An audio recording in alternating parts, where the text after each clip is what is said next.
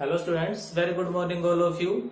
Today we will discuss about formula unit mass. ठीक है, हमने एटॉमिक मास पढ़ा, हमने मोलिकुलर मास पढ़ा और जो आज हम डिस्कस करेंगे वो है फॉर्मूला यूनिट मास. तो सबसे पहले दिमाग में ये होगा कि फॉर्मूला यूनिट क्या होती है ना. तो हमने मोलिक्यूल्स पढ़े थे, हमने एटम्स पढ़े थे. तो मोलिक्यूल्स और एटम की तरह जो आयंस होते हैं वो डिस्क्रीट फॉर्म में नहीं रह सकते हैं. ठीक है, जैसे कि मैं बात करूं NaCl की. ठीक है, तो ये जो NaCl है जो सोडियम क्लोराइड को रिप्रेजेंट कर रहा है, एक्चुअल में ये एक्चुअल फॉर्मूला नहीं है. This is not real formula of sodium chloride because in ionic compound cation that is Na positive is surrounded by many number of chloride ion. ठीक है, उसके चारों तरफ क्लोराइड के आयंस होते हैं.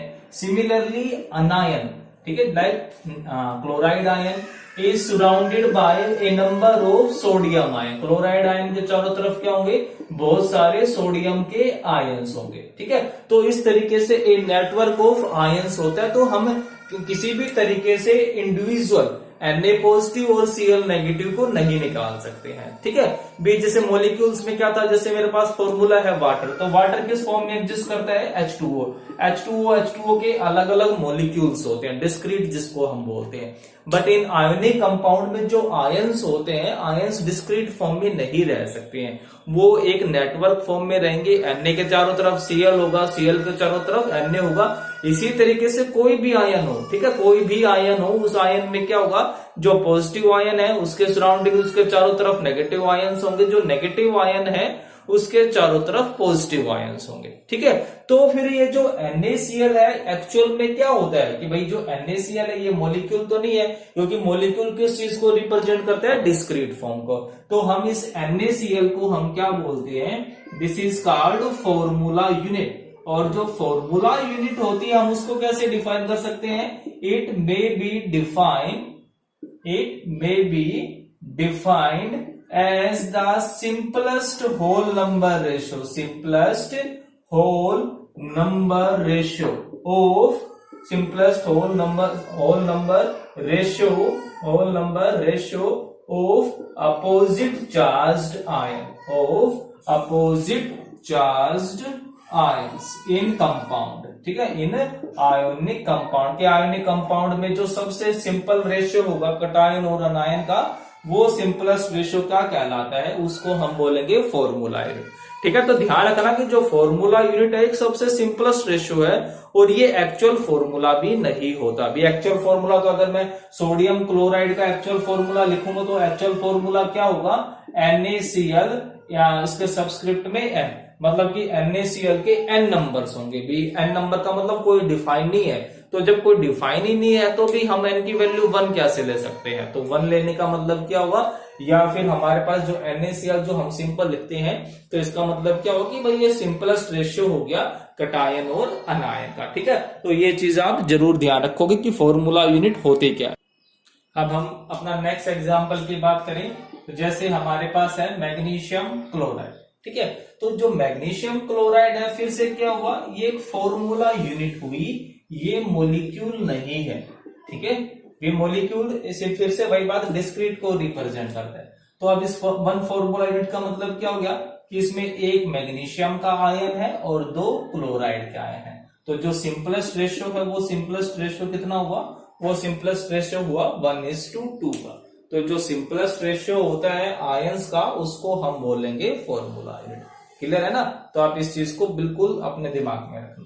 तो अब हम बात कर रहे थे फॉर्मूला यूनिट मास की. भाई जो फॉर्मूला यूनिट मास होता है वो एक्चुअल में होता क्या है, तो इसको कैसे डिफाइन करूंगा, it is the sum of atomic masses of all the atoms present in one formula unit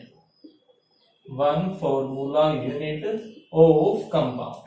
ठीक है, हमारे पास कोई कंपाउंड है, उस कंपाउंड की जो 1 फॉर्मूला यूनिट होगी उसमें जितने भी एटम्स होंगे हमने उन सभी एटम्स के मासेस को सम कर देना है. ठीक है, मतलब कि निकालने का तरीका वही है जैसे हमने मॉलिक्यूलर मास निकाला था, बिल्कुल सेम वही तरीका है कि हम फॉर्मूला यूनिट मास को कैसे निकालें, बस नाम चेंज हो गया है। इसको हम क्या बोलेंगे, फॉर्मूला यूनिट मास। ठीक है, जैसे कि अगर मैं बात करूं, हमारे पास कौन है, सिंपल सा मैं ये ले लेता हूं NaCl। ठीक है, सोडियम क्लोराइड है, मुझे इसका क्या निकालना है, मुझे इसका फाइंड आउट करना है फॉर्मूला यूनिट मास। अब भाई फॉर्मूला यूनिट मास क्या होगा NaCl का, तो क्या कहता है, it is the sum of atomic masses of all the atoms. तो NaCl में कौन कौन से एटम हो गए, सोडियम एटम हो गया और क्लोराइड का एटम हो गया। तो इनके एटम के मास निकाल दो आप, तो क्या हो जाएगा, mass of Na positive ion plus mass of chloride ion. ठीक है, और इनके जितने भी एटम्स हैं उनको मल्टीप्लाई कर दो। तो सोडियम का भी 1 है, क्लोरीन का भी 1 है, तो जरूरत नहीं है लिखने की।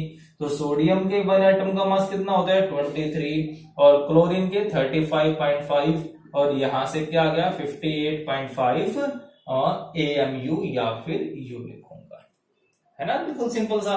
तो तरीका वही है, बस तुमने कंफ्यूज नहीं होना है कि भाई मॉलिक्यूल हम किसके लिए रिप्रेजेंट करते हैं और फॉर्मूला यूनिट किसके लिए हम ये यूज करेंगे। ठीक है, नेक्स्ट एग्जांपल की अगर हम बात करें, नेक्स्ट एग्जांपल ले लेते हैं। जैसे कि हमारे पास है फॉर्मूला यूनिट मास हमने निकालना है एल्यूमिनियम सल्फेट का। ठीक है, हमें इसका फॉर्मूला यूनिट मास निकालना है, तो निकाल देंगे, बिल्कुल सिंपल सा तरीका तो वही है। इस तरीका हमने सीखा हुआ है, एटॉमिक मासेस हम सबके याद कर चुके हैं।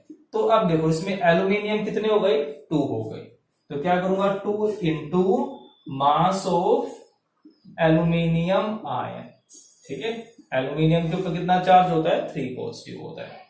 ठीक है, प्लस अब सल्फर कितना है, अंदर 1 है, 3 से मल्टीप्लाई हुआ है, तो सल्फर के कितने आइटम हो गए 3, तो 3 into mass of sulphide ion. Sulphide पे कितना चार्ज होता है 2 नेगेटिव, है ना, ये हमने सीखा हुआ है। ठीक है, और फिर यहां पर, या फिर आप इसमें कंफ्यूज हो जाओगे, तो ये जो आयंस का लॉजिक है ये छोड़ दो आप अपने लेवल पे अभी। ठीक है, ये छोड़ दो अभी, क्योंकि जो चार्ज निकालने का जो मेथड है, क्योंकि ये जो एटम्स हैं ये डिफरेंट चार्ज भी शो कर देते हैं, क्योंकि यहाँ पर जो सल्फर है उसके ऊपर 2 नेगेटिव नहीं है, यहाँ पे सल्फर पे 6 पॉजिटिव है। तो अभी ये आपके समझ में नहीं आएगा, इसको हम बाद में जब आप हायर क्लासेस में हो जाओगे तब डिस्कस करेंगे। तो अभी आप सिंपल लिख लो इनको। ठीक है, आप ये छोड़ दो, आयन वाला जो चक्कर है वो छोड़ दो। प्लस अब ऑक्सीजन की कितने हो गए, 4 इंटू 3 12, तो 12 इंटू मास ऑफ ऑक्सीजन। ठीक है, अब इनका सम कर देते हैं, 2 into mass of aluminium, aluminium का मास कितना होता है 27, plus 3 into mass of sulphur का मास कितना होता है 32, plus 12 into mass of oxygen. और आप जब इन सब का सम कर दोगे तब हमारे पास क्या आ जाएगा, हमारा आंसर आ जाएगा एटॉमिक मास यूनिट, हम इसके पीछे लगा देंगे। ठीक है, एटॉमिक मास यूनिट यूज कर सकते हो या फिर सिंपल यू यूज कर सकते हो। नेक्स्ट आता है हमारे पास ग्राम फॉर्मूला यूनिट मास। ठीक है, फिर से वही जैसे हमने ग्राम मोलिकुलर मास पढ़ा था, हमने ग्राम एटॉमिक मास पढ़ा था, बिल्कुल वैसे ही है यहाँ पर ग्राम फॉर्मूला यूनिट मास, ग्राम फॉर्मूला यूनिट मास।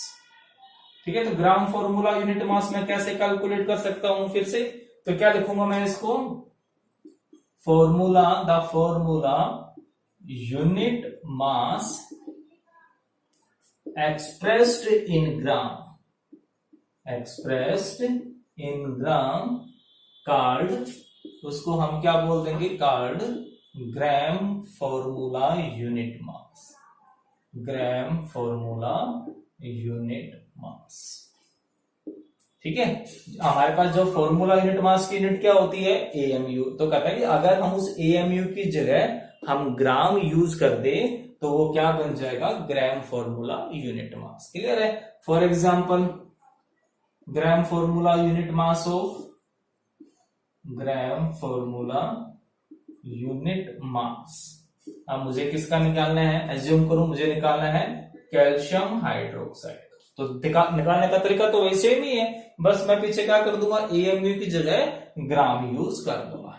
ठीक है, तो हमारे पास क्या आ जाएगा, अब कैल्शियम कितने एटम है, सिर्फ एक ही है, तो क्या लिखूंगा, ठीक है, 1 इंटू मास ऑफ कैल्शियम।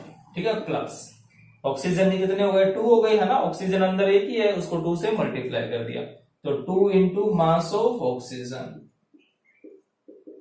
ठीक है, प्लस हाइड्रोजन के भी कितने हो गए 2 इंटू मास ऑफ हाइड्रोजन।